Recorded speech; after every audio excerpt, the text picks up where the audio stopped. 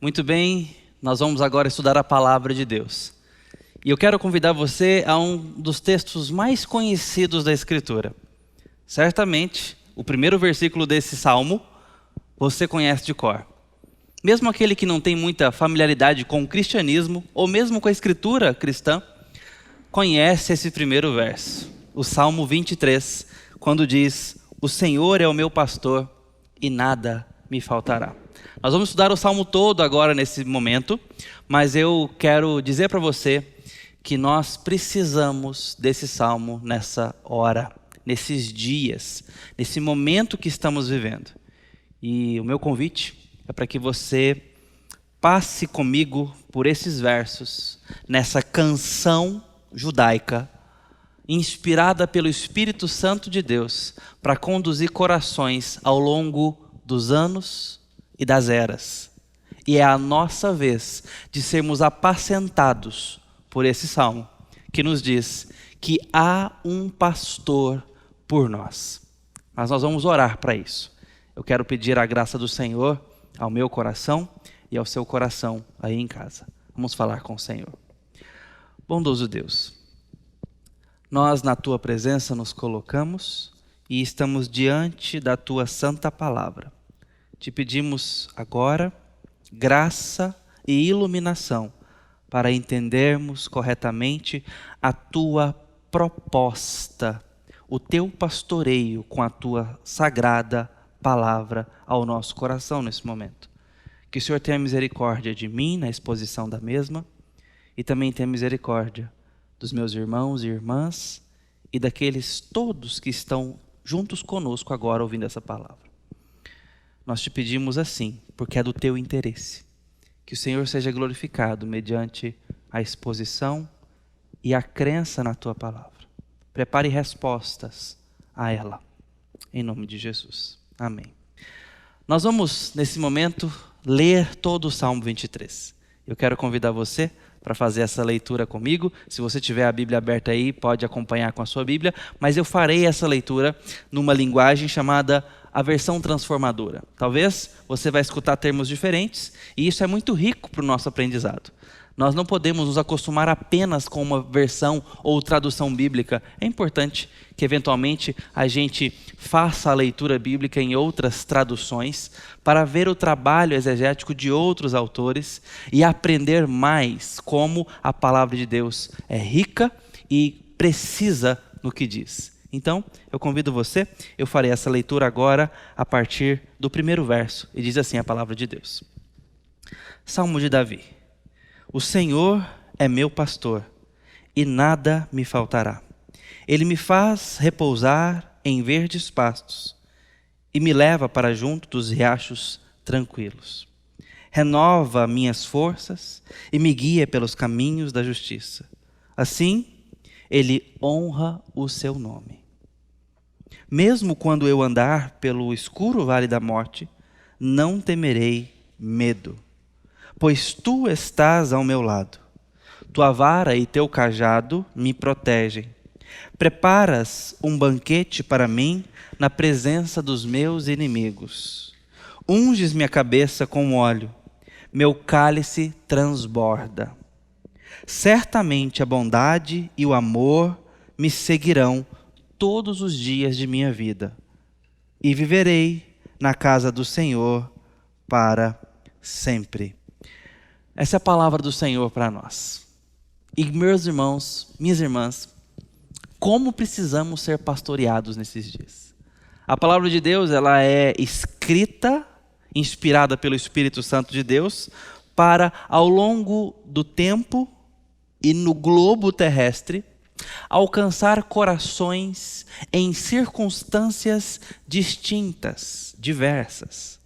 E o Senhor está agora alcançando corações do nosso tempo, os nossos corações, para falar a nós nos dias que temos vivido. E é impressionante como que a Bíblia ela é desenhada e arquitetada com propósito de nos revelar a Deus, seus planos e nos curar de nós mesmos, nos proteger dos inimigos e nos fortalecer para os dias maus, dando-nos esperança, vigor, forças renovadas até o resgate da propriedade de Cristo Jesus, nós, o seu povo. A palavra de Deus quer nos dar força, clareza, inspiração para que a gente caminhe até o fim. E agora ela vem a nós e se atualiza no que ela diz antigamente, porque ela tem agora para nós a mensagem do dia, que Deus falou lá atrás, mas que serve ainda e tem um vigor novo para a nossa realidade e apenas para a nossa realidade ela alcança com esse gosto, cheiro, poder que ela vem para alcançar os nossos dias. Nesse texto nós lemos, portanto, que há um pastor. E eu quero convidar você a ler a palavra de Deus olhando para Cristo Jesus. Afinal de contas, a Bíblia é cristocêntrica. Eu quero convidá-lo a ler esses versos pensando na Escritura como um todo, mas sobretudo nos Evangelhos, onde nós vamos ler alguns versos. Eu quero convidar você a folhear as Escrituras hoje para a gente buscar a melhor compreensão desse texto. O texto, portanto, começa dizendo que o Senhor é meu pastor. A Bíblia revelou aqui que é um salmo de Davi. O salmo de Davi, portanto, vem de alguém que é um pastor de ovelhas na sua origem e progressivamente se tornou o rei de Israel. Esse não é um salmo escrito na juventude de Davi. Esse é um salmo da maturidade. Ele traz a sua experiência campestre, mas ele vem falar agora na sua maturidade. O texto diz assim: o Senhor é o meu pastor e nada me faltará. Vamos atentar para esse primeiro verso, num primeiro momento. Eu quero convidar você, então, a imediatamente pensar no Evangelho de João, capítulo 10, verso 11. Diz assim a palavra de Deus: eu sou o bom pastor dá a vida pelas suas ovelhas. Perceberam? O Salmo está aqui nos falando algo, mas eu quero que você olhe com os olhos de quem conhece a Escritura, porque assim você vai poder ver como que Davi apontava para Cristo, mesmo sendo tão limitado, mesmo sendo imperfeito, pecador que era. Mas Davi estava aqui, como toda a Escritura, sinalizando aquele que viria em nome de Deus, o Filho de Deus que haveria de visitar o mundo. Portanto, Davi está aqui também falando e servindo como um porta-voz do Messias, anunciando o Messias. Ele tinha plena consciência disso? Talvez não, certamente não. Mas o que ele tinha era a inspiração do Espírito Santo de Deus, que quer comunicar Cristo Jesus. Quando nós ouvimos Davi dizer que Deus é o seu pastor, o Evangelho de João nos ajuda a compreender a dimensão da bênção e graça do que está sendo dito. Deus é pastor ao providenciar aquele que apacentaria o seu rebanho, Cristo Jesus. Este é de fato o pastor das ovelhas. Esse é o pastor das ovelhas, Cristo Jesus. E ele ainda diz que é pastor dele, é um pastor pessoal. É um pastor que está disponível para ele. Isso não fala de um individualismo, ou de uma preferência, de uma predileção, ou mesmo de um intimismo vazio, mas fala de um Deus que se tornou pessoal. Fala de um Deus que decidiu deixar a sua glória para visitar o seu povo pecador, limitado, miserável como nós somos, ingratos como somos, incrédulos, desesperançados. A Bíblia vem nos dizer que nós temos um pastor. A experiência de Davi não é a experiência de Davi, é a experiência do rebanho de Deus. Davi, na sua maturidade, já passou por vales, já passou por perigos, traições, por erros, acertos, batalhas, exaustão, discussões políticas, dificuldades políticas, familiares. E então ele está pronto para dizer o quanto é importante louvar a Deus com o conhecimento de que temos um pastor. Você entende isso? Que Deus é pastor. E que isso faz toda a diferença para viver os nossos dias. Você é pastoreado pelo Senhor Jesus? O Senhor Jesus é o bom pastor que dá a vida pelas suas ovelhas.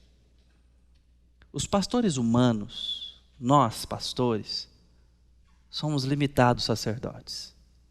Trabalhamos para providenciar com mãos limitadas e trôpegas o rebanho do Senhor. Mas o rebanho é dele. E ele é quem edifica a sua igreja e de fato pastoreia o rebanho dele. Nossa função, portanto, em última instância, é lançar luzes para ele. É para servir as ovelhas dele e viver assim. Eu quero que você então pense que a Bíblia de Deus, tendo o propósito de nos dar adoração, essa é a adoração que ele está dando aqui. Louve ao Senhor no entendimento de que ele é seu pastor. Se deixe ser pastoreado, pastoreada pelo Senhor Jesus. Nós temos vivido e respondido a esses dias de formas distintas. Você talvez tenha respondido às dores do presente momento, do seu jeitinho, com as limitações que você tem, com as forças que você tem, com os recursos que você tem. Essa pandemia não é igual para todo mundo. Não estamos no mesmo barco. Tem pessoas que estão passando por dificuldades graves agora pela perda de um ente querido. E talvez você até agora foi poupado disso. Tem pessoas que estão passando por carências graves financeiras. Por questão de falta de sustento, falta de trabalho, falta de recurso. Nossa igreja tem se empenhado em prover, arrecadar mais cestas básicas nesses dias, para poder cuidar de algumas pessoas. Nosso alcance é pequeno, mas a gente não quer deixar de fazer mais do que temos feito até agora.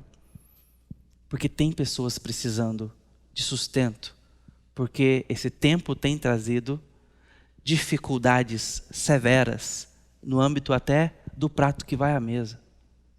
Tem pessoas que têm passado muito bem, que estão vivendo esse momento com mais tranquilidade. Às vezes até pegando as paralisações como um certo tipo de folga, de férias, porque o celeiro está bem abastecido. Não é a questão de ter que criticar um ou outro, não é esse o ponto. O fato é que não é a mesma coisa para todo mundo. No entanto, para todos os que são de Deus, para todas as ovelhas do Senhor Jesus, é dito: o Senhor é seu pastor. O Senhor pastoreia o seu rebanho e deu a vida por esse rebanho. Por isso eu preciso te perguntar: você tem sido pastoreado, pastoreada pelo Senhor Jesus? Você tem levado esse momento e o seu coração ao Senhor Jesus?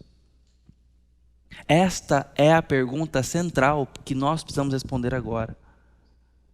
Eu de fato tenho sido conduzido pelo Senhor Jesus? A autoridade dele está sobre mim? Eu o honro, o temo, o adoro? Os seus dias têm dito respeito a ele? Porque se ele é o seu pastor, ele zela por ti, ele caminha contigo, e tudo mais que nós vamos ver agora, mas pressupõe que nós somos rebanho, que depende do seu pastoreio, depende da sua liderança, depende da sua condução. Você tem dependido do Senhor Jesus para desfrutar das bênçãos que nós vamos ler agora? Consulte o seu coração e responda essa pergunta. O texto então, após nos dizer sobre esse bom pastor que nós temos disponível, fala sobre o versículo, a parte do versículo que mais chama a atenção, talvez mundialmente falando. Nada me faltará. É interessante quando nós vamos estudar a palavra de Deus e temos acesso ao hebraico bíblico para verificar algumas expressões. Essa, portanto, nos traz recursos ricos para a compreensão do que o salmista está dizendo. Ao ter um pastor, ele diz, Lo ersá, não carecerei. Seria uma tradução um pouco apressada, mas até certo ponto bem direta. Dando a ideia de que o salmista está dizendo que tem um pastor e que a ideia é que o seu coração estará satisfeito. Um coração não carente. Por coração estou falando de compreensão, de percepção, de sensação por compreender, por entender que, já que eu tenho um pastor, não terei falta de nada. Nada me faltará. E isso não significa que haverão todas as coisas, mas que o meu coração estará satisfeito em toda circunstância. Nós vemos que a harmonia das Escrituras nos mostram exatamente isso quando nos fala sobre eu ter contentamento e o desafio do contentamento, de olhar para o Senhor como provedor em todo o tempo, como o Senhor que cuida de mim em toda circunstância, e por isso eu posso dizer, o Senhor é o meu pastor, nada me faltará, ainda que falte. Pastor, mas isso não seria uma contradição? Não, porque a ideia é que o texto me fala de coisas que faltam. O texto me mostra algumas coisas que podem faltar no caminho. Por exemplo, ele diz que eu posso andar por pastos verdes, mas também por vale da sombra da morte, adiantando por um segundo. Quando eu ando pelo vale da sombra da morte, faltou o pasto verde. Quando eu ando pelo vale da sombra da morte, faltou luz. E o que ela significa? Vida. É o vale da sombra da morte. Se eu deixo um pouquinho a ideia um pouco geográfica, que ela é importante para esse momento, a dinâmica geográfica do vale da planície, dos ribeiros e dos riachos, aqui nós temos uma simbologia sobre morte e vida sendo comparado, sobre momentos difíceis e momentos bons, momentos duros e momentos mais tranquilizadores. Quando eu estou em momentos árduos, sombrios, eu estou falando de algumas coisas que faltaram. O ponto deste verso não é sobre ter ou não ter, é sobre o coração da ovelha, por entender que o seu pastor está presente. Se nós não temos aprendido a depender do Senhor, se nós não temos aprendido a olhá-lo como um pastor, dificilmente eu vou desenvolver contentamento na circunstância. Eu vou desenvolver adoração e temor na circunstância. Perceba se os seus pecados não são porque desconfiamos do cuidado do Senhor. Perceba se os seus cuidados não são uma desconfiança nas suas promessas ou nas suas boas intenções. Porque quando pecamos, nós estamos dizendo que obedecer a Deus não compensa mais do que o pecado. Porque o pecado sempre é uma contraposição à palavra de Deus. Quando nós desonramos o Senhor com os nossos pecados, nós estamos dizendo que a ideia dele não é a melhor. E isso significa ovelha sem pastor. Ovelha não pastoreada na prática. Embora tenha um pastor, com um pastoreio efetivo. Mas a ovelha não o escuta, não o olha.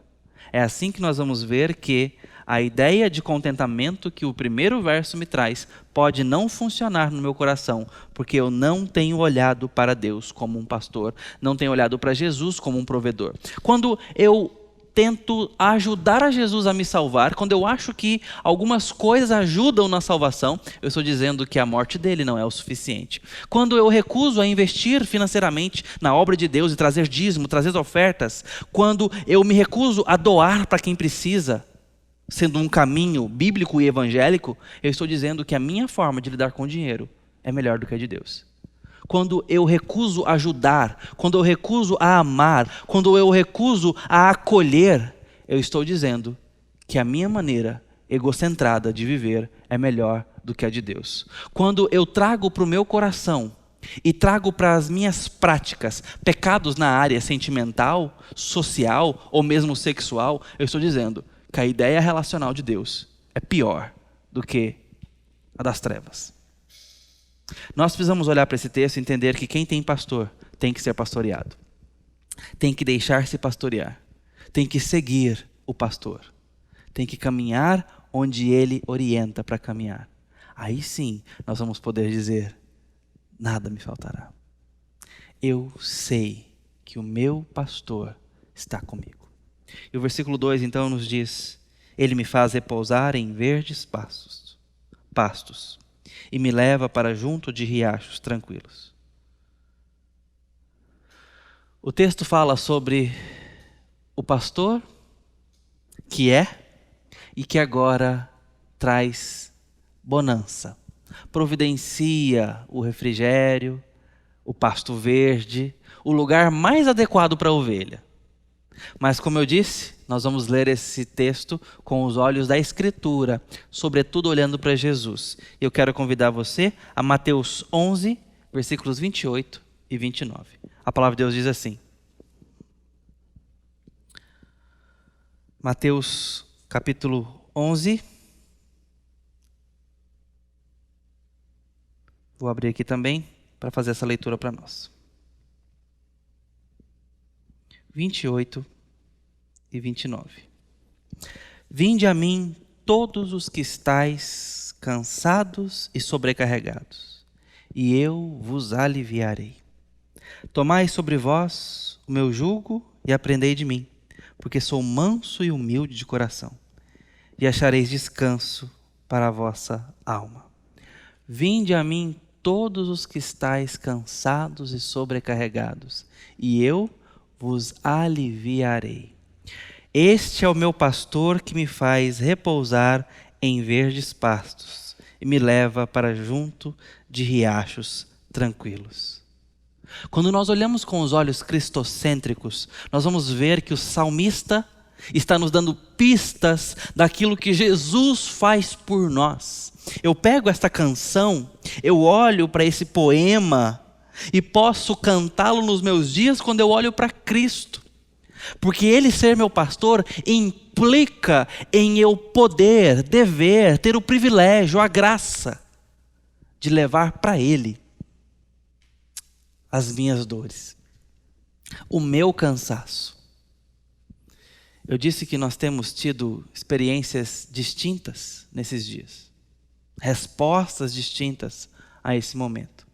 Eu quero dizer para você, portanto, que para todos é momento de você levar para Jesus a sua causa. Talvez você está gasto emocionalmente, talvez sua família esteja em conflitos, esteja no limite. A experiência com os filhos, entra na escola, sai da escola, tem experiência na igreja, depois não tem mais. Pais passam muito tempo dentro de suas casas, às vezes num pequeno apartamento, e a pressão vai vindo, o desgaste vai ocorrendo, com sustento, sem sustento, abre, fecha comércio, crise política, e o nosso coração vai sendo testado diariamente pelas notícias, pelas informações, pelas opiniões. Você está cansado? Minha irmã, você está cansada? Deixa eu te dizer mais uma vez. O salmista está dizendo que é um pastor por você. E esse pastor te convida com doçura e autoridade. Venha até mim, os que estão cansados. Eu os aliviarei. Tomai sobre si do meu jugo. Do meu jugo. Eu sou manso e humilde. O meu fardo é leve. É esse Jesus que quer caminhar com você. Ele te leva para riachos tranquilos. Porque Ele está focado em glorificar o seu santo nome, cuidando de nós. O texto segue ao nos dizer: renova minhas forças e guia-me pelos caminhos de justiça. Assim, ele honra o seu nome, ou por amor de seu nome. Renova as minhas forças. Aqui a palavra de Deus fala sobre refrigério, restauração. Talvez seja o que mais precisamos ouvir agora. E eu quero mais uma vez te convidar a ir aos evangelhos. Nós vamos agora ao capítulo 14 de João, ler o versículo 27. Como diz: a minha paz vos dou, não vou-la dou como a dá o mundo. Não se turbe o vosso coração, nem se atemorize. Não se turbe o vosso coração, nem se atemorize, porque eu dou a minha paz a você.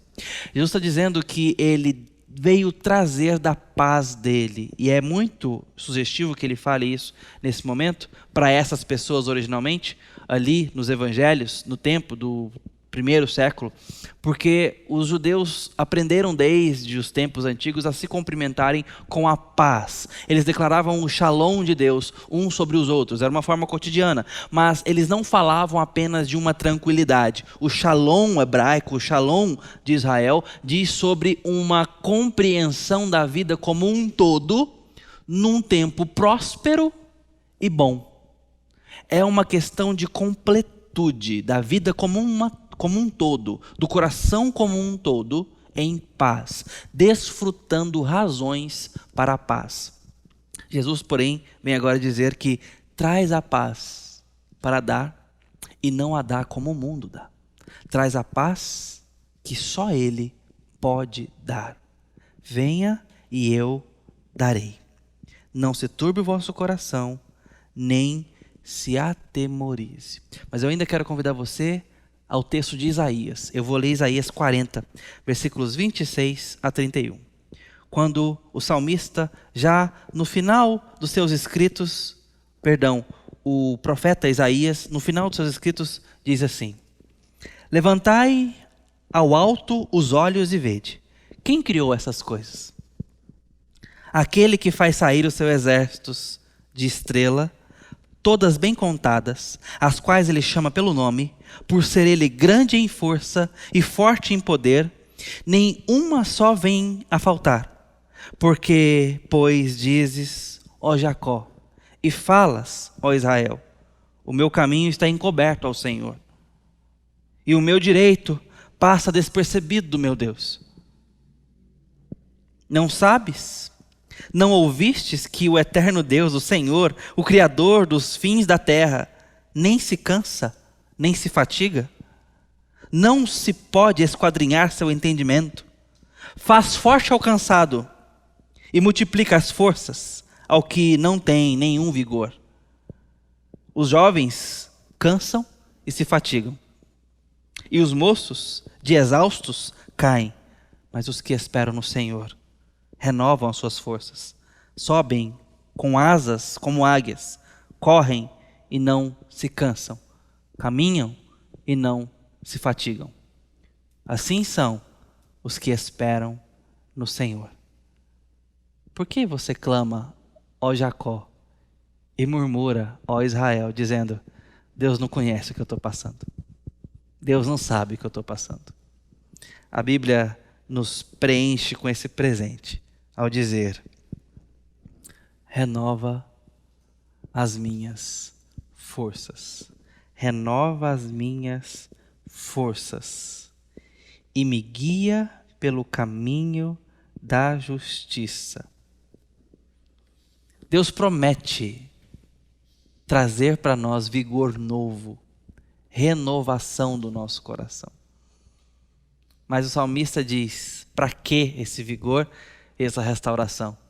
Eu perguntei se você anda cansado, se você anda cansada. E se Deus te refrigerar? E se Deus te der nova força, novo fôlego, novo vigor? E se Deus der a você novidade, trazer a você vida, refrigério? Para que será essa força? Para que será? Para onde você vai? Como você vai? O salmista diz que ele revigora as forças e o guia pelos caminhos da justiça. Deus nos revigora para andarmos nos seus caminhos. Por isso que Ele renova as forças daqueles que esperam nele. Os que esperam no Senhor renovarão as suas forças. Mais forte do que os jovens que se cansam, que o guerreiro que se prepara, voará como águia. Essa linguagem do profeta é para dizer sobre o vigor daqueles que dependem do Senhor nos dias desse mundo, nos dias da sua vida, nas dificuldades da sua vida, no que você tem passado. Espera pelo Senhor para andar nos seus caminhos e trilhar o caminho que Ele mostra. O que o salmista diz então? Guia-me pelo caminho de justiça, pelas veredas da justiça. Outro salmo, Salmo 119, nos diz assim no versículo 105. Lâmpada para os meus pés é a tua palavra e luz para o meu caminho. Luz para o meu caminho. Lâmpada para onde eu ponho os pés.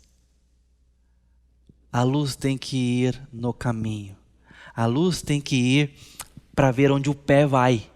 Não adianta eu iluminar onde a cabeça vai. Eu preciso ver o caminho. E a palavra de Deus mostra o que está à frente como realmente é. Traz luz para a minha caminhada, minhas escolhas, minha tomada de decisão, minhas dúvidas são esclarecidas, são confrontadas pela sabedoria bíblica. Deus te revigora e há de trazer força para a sua vida, para você calcar os pés no Evangelho e viver como você não vivia. Esse tempo mau traz para nós oportunidades específicas de refrigério, de sabedoria nova, de temor novos. Esse momento traz para o nosso coração um desafio novo para que nós tenhamos uma perspectiva que não teríamos noutra oportunidade. Esta dificuldade, permita-me dizer, tribulação que temos vivido, nos permite exercitar a fé a tal ponto de termos perseverança, evoluída para a esperança, e assim andarmos no dia a dia. Irmão, irmã, você não pode passar esses dias e sair da mesma forma. Nós precisamos sair melhores, mais maduros. É difícil. Está sendo difícil. Mas Deus é nosso pastor e tem caminhado conosco, nos dando oportunidades especiais que só esses dias poderiam proporcionar. Mesmo no luto, mesmo na carência, mesmo nas rupturas e desconstruções mil que temos vivido. Nossos olhos precisam estar fitos no Senhor, para mesmo no dia mais difícil, percebemos que o coração está firme, porque tem um pastor que caminha conosco e pode revigorar as nossas forças. Ele ainda diz: mesmo quando eu andar pelo escuro vale da morte, não terei medo. Eu posso ser levado por dias tenebrosos, difíceis. O vale é um lugar presente no relevo, que Davi conhecia bem naquela região, porque é uma terra muito acidentada. Então, as colinas proporcionavam muitos vales, que são depressões, lugares escuros, onde ovelhas não conseguiam transitar com segurança.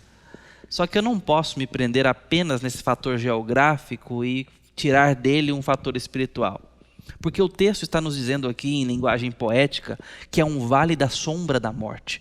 Obviamente, como um todo, entre a clareza da planície, a segurança da planície, onde certamente está o trieiro, há à frente depressões escuras que trazem consigo o sinal da morte, onde não se vive, onde não se acampa, onde não é ponto de chegada. Tem um amigo de Minas Gerais que costuma dizer que algum lugar que ele visita é tão ruim. Conheci uma cidade tão difícil de ficar que é lugar de voltar, não é lugar de ir, não. O Vale da Sombra da Morte é lugar que a gente não quer ficar. São estanques da vida, momentos, circunstâncias que nós não queremos parar, estacionar. A boa notícia é que toda dor é por enquanto. E o salmista diz: ainda que eu ande pelo vale da sombra da morte. Perceba, no vale da sombra da morte é o lugar que nós andamos, não é lugar para parar. É lugar de marchar, passar e atravessar. Assim era o deserto do povo de Deus. Caminhavam, andavam, atravessavam. Tinha dia para acabar. Mesmo os longos exílios do povo de Deus tinham fim. E toda dor, toda tribulação nossa é limitada e vai passar. Por isso que nós precisamos apertar o passo na caminhada. Não podemos esmorecer no caminho. Nós atravessamos os dias maus, atravessamos as crises, passamos pelas dificuldades. E eu sei que no momento da perda, no momento da dor, nós temos a sensação de que o mundo parou. A vida parou, o sentido acabou. Mas, meus irmãos, existem sim vales da sombra da morte, contados na providência de Deus. Esse Deus amoroso, soberano, poderoso, pastor. E Ele nos diz: você pode passar por esses dias. Eu estou com você. Passar, atravessar. É por isso que o salmista diz: não temerei. Esses vales estão contados aí. Eu vou passar por eles. Mas eu passarei sem medo. Lá em cima o salmista falou sobre uma sensação do coração. Não sentirei falta. Ló ersá, não carecerei. Mais uma vez ele fala de novo: não terei medo. Fatos bíblicos sobre o nosso Deus, bem como a nossa caminhada com Ele, pessoal, à luz dessa palavra, nos trazem seguranças do coração, que são transformadas em convicções para o nosso dia a dia. Luz para o dia mau. Ainda que dificuldades externas venham, eu não sentirei falta. Aprenderei a ter contentamento no pouco e no muito. E acharei o meu Senhor provedor em todos os dias. Ainda que eu ande por dias que cheiram morte, eu não terei medo. E não é não ter medo da morte. É estar em paz com o seu Senhor nos dias de morte. É não temer sobre as coisas da vida. Esse é o destemor do salmista. Porque ele então agora diz: tu estás ao meu lado. Essa é a diferença. Deixa eu ler um texto do apóstolo Paulo, quando diz para nós, lá em Romanos, ele diz assim, no capítulo 8, versículos 38 a 39, porque eu estou bem certo de que nem a morte, nem a vida, nem os anjos, nem os principados, nem coisas do presente, nem do porvir, nem os poderes, nem a altura, nem profundidade, nem qualquer outra criatura poderá nos separar do amor de Deus que está em Jesus Cristo, nosso Senhor. Essa é a segurança do apóstolo Paulo após ver a revelação bíblica passada e ver também o que Deus estava revelando ao seu coração.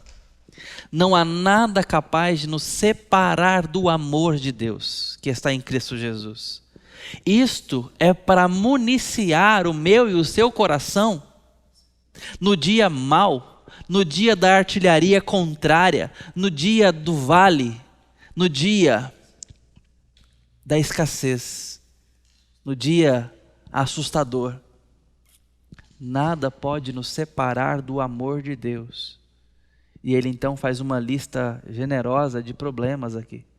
Que ele começou lá em cima, dizendo que todas as coisas cooperam para o bem daqueles que amam a Deus. E diz sobre fome, perseguição, espada, nudez, perigo. Nada disso. Nem todas essas coisas. Coisas do porvir, do presente, poderes, criatura, profundidade. Coisas, circunstâncias, países, ideologias, criaturas. Nem mesmo o nosso inimigo mortal das nossas almas pode nos separar do amor de Cristo. O que nós vamos saber é o que esse amor faz por nós.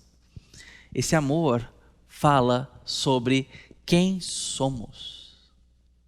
Esse amor fala sobre quem é o nosso Deus. Esse amor fala sobre salvação, identidade, responsabilidade, fala sobre eternidade. Ele nos amou a tal ponto que morreu por nós para que tenhamos vida e vida em abundância. E nos deu perspectiva que vão para além desta vida. É isso que esse amor faz. Entender que Deus não pode ser confrontado com esse amor, que esse amor não se separa por nada é uma coisa. Mas entender isso, sabendo o que esse amor faz por nós, é outra completamente diferente. É isso que esse amor faz por nós. Nos dá perspectiva em todo o tempo. Perspectiva de quem crê, de quem é ovelha do Senhor. Por isso eu posso dizer, não temerei mal algum, porque tu estás ao meu lado.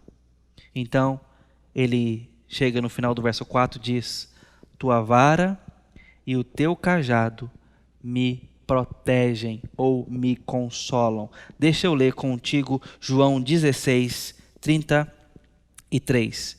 Diz assim a palavra de Deus aqui em João 16, 33. Eu quero sempre trazer você a ler esses textos com os olhos dos evangelhos e perceber Cristo aqui. O texto de João 16, 33 termina esse capítulo evangélico dizendo assim: no mundo passais por aflições, mas tende bom ânimo, eu venci o mundo. Tende bom ânimo, eu venci o mundo. No mundo vocês terão aflições. No mundo vocês terão aflições, mas tenham esperança. Não se esmoreçam. Eu venci o mundo. Eu venci o mundo. Esse mundo que está contra nós, esse mundo que é difícil, esse mundo que o apóstolo João diz lá na sua carta, nos odeia, foi vencido por Jesus Cristo. Esse mundo caído está sendo transformado. Esse mundo que nos odeia está sendo derrotado. Jesus venceu o mundo. Essa é a verdade que está nesse texto. Então, ele fala sobre vara e cajado para proteção, ou, numa outra linguagem, para consolo. E vara e cajado são figuras distintas. Certamente o salmista quer nos falar sobre algo rico dessa semântica. Ele está falando sobre a vara, que serve para uma condução mais disciplinar, ou mesmo para afrontamento, no caso, por exemplo, de perigos para o rebanho, lobos e tudo mais. Ele iria com a vara confrontar ali os perigos. E também era um instrumento utilizado para a repreensão, é a mesma palavra que é utilizada para a correção, mesmo familiar. A vara ali é uma vara de disciplina, de correção, utilizada na educação. E aqui também para a repreensão. Esse é um instrumento na semântica hebraica. A vara é um termo. O cajado ou o bordão já é outra palavra, que diz respeito a um instrumento mais longo que visa condução e também resgate. Ele é até um objeto curvo, aquele cajado de pastor que nós conhecemos bem pelas figuras literárias, também era usado para resgate, para de fato um resgate físico, de puxar a ovelha de volta, caso houvesse uma situação de risco. E ele está dizendo que todos esses instrumentos são para nossa proteção. Por que é importante entender isso? Porque nós vemos que não apenas quando o Senhor está nos acolhendo nos nossas mazelas, dores, tristezas, rachaduras, Ele está nos mostrando o seu amor e o seu pastoreio. É fácil entender o pastoreio do Senhor quando Ele está cuidando de nossas feridas com o seu bordão, com o seu cajado. Mas nós precisamos entender também o amor educacional de Cristo com a sua vara. Ao nos disciplinar, discipular, corrigir e exortar. Nós não podemos tomar Deus por um pastor ignorante, por um pastor alheio, que menospreza a educação de suas ovelhas e o cuidado com elas. Ele tem nos orientado e tudo que for necessário, Ele fará para a nossa disciplina. Às vezes, é com a vara mesmo. Ele certa vez chamou Ciro para ser seu pastor contra o povo de Deus, para que o povo de Deus fosse repreendido pela dura mão de Ciro, para levar louvor novo a Deus. Levantar uma nova adoração a Deus, porque eles estavam rebeldes, alheios e incrédulos. Deus há de nos pastorear, Deus há de nos amar e exortar com a sua vara também, bem como com seu gracioso bordão e cajado. O fato é que nós não podemos ser duros quando a repreensão chegar. O que precisa ser mudado na sua vida com relação à adoração ao Senhor? Que área da sua vida precisando de repreensão? Não tente ao Senhor, seu Deus. Obedeça-o. Esse é um caminho mais leve. Porque se necessário for, o Senhor há de ser claro contigo sobre o que precisa mudar, o que precisa ser diferente. E meus irmãos e irmãs, às vezes pode doer, mas saiba que a educação que vem do Senhor é livramento e salvação para as nossas almas. Então eu clamo a você diante desse pastor que tem vara e cajado para te proteger, para que você se arrependa e volte para o Senhor. Volte para o Senhor. E o salmista então termina esse salmo dizendo: preparas-me um banquete para mim na presença dos meus inimigos, e unges-me a cabeça com óleo, onde o meu cálice transborda. Ele termina falando sobre vitória. Ele termina falando sobre unção. E esta unção aqui, você pode olhar a palavra óleo na Bíblia e ser tentado a olhar esse instrumento de tantas formas pragmáticas.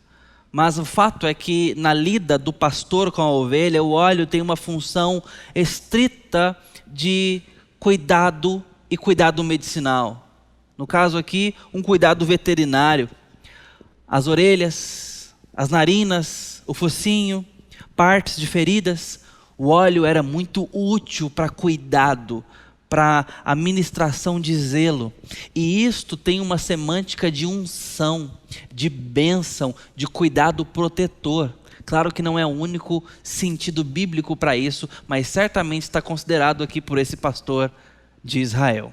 O pastor Davi, que também foi rei e sabe muito bem a importância da unção para o reinado.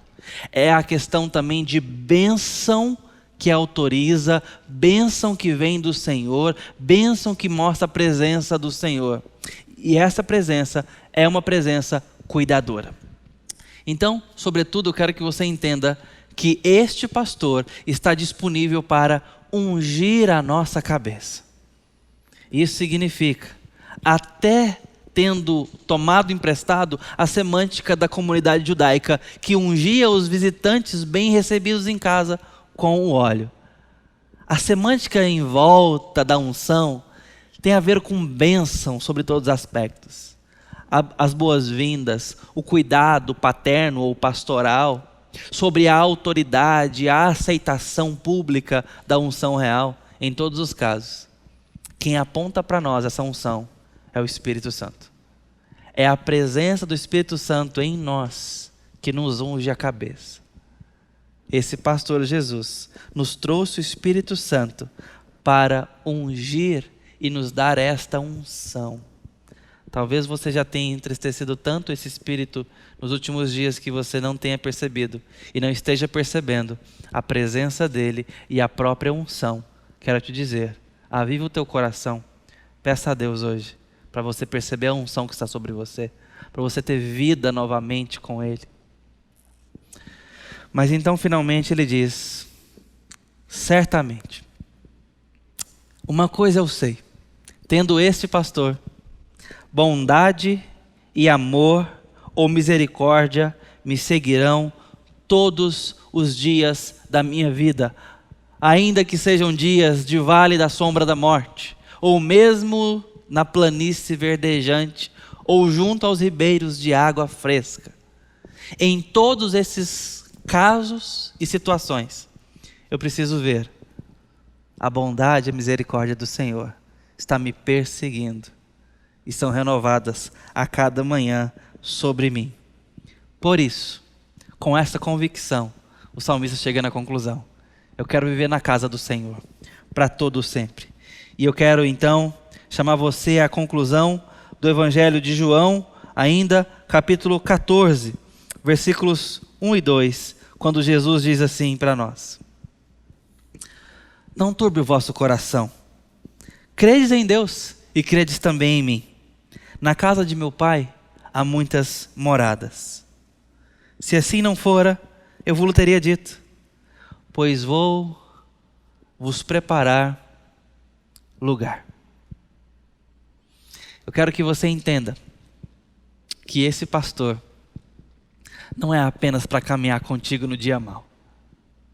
É para que você olhe para além do dia mau por causa desse pastor. E como ele diz, não turbe o vosso coração. Coloque esse coração no lugar, porque você tem pastor.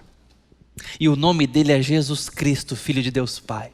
O Alfa e o Ômega, a estrela da manhã, a raiz de Davi, aquele que era, que é e que há de ser para sempre. E que virá, trazendo em suas mãos morada para nossa eternidade. Ter esse pastor é ter perspectiva de vida. Você tem sido pastoreado? Você tem sido pastoreada por esse pastor? Esse é o pastor do Salmo 23. Um pastor que cuida da sua vida para as suas ovelhas, as protege e tem autoridade para dar sentido aos dias mais difíceis que tenhamos a experimentar. E também para prometer morada nova, pasto verdejante sem fim, onde estaremos juntos com o povo de Deus, que agora está se despedindo de nós nesses dias. Deus há de nos ajuntar com Ele, seremos um só povo, com um só louvor, numa bonança sem fim. Toda dor, para quem tem esse pastor, é por enquanto. Deus tem cuidado de nós. Anima teu coração nos dias bons e nos dias maus. Eu convido você e desafio a colocar o teu coração no lugar e a ser pastoreado por esse Jesus. Que a sua bondade, graça e pastoreio esteja sobre você nesses dias. Renove a tua oração, teu louvor e a sua adoração nesses dias. Que haja temor, que haja sabedoria, que o Espírito Santo esteja ungindo o seu coração, para que você passe por esse vale e com perspectiva do alto, olhando para Cristo Jesus. Nós vamos orar e pedir para que isso seja verdade no nosso coração. Ó Deus bendito, Pai de nosso Senhor Jesus, no nome dele oramos a Ti e te pedimos, pastoreia-nos com o cajado de Cristo Jesus, o nosso bom pastor.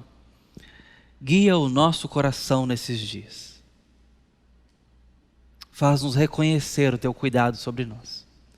Em Cristo Jesus. Teu amor inabalável em Cristo Jesus por nós. No nome dele falamos contigo e aguardamos do Senhor restauração, renovo e esperança. Amém. Que Deus abençoe a sua vida. Em nome de Deus Pai, Filho e Espírito Santo. Hoje, em todos esses dias e para sempre. Amém.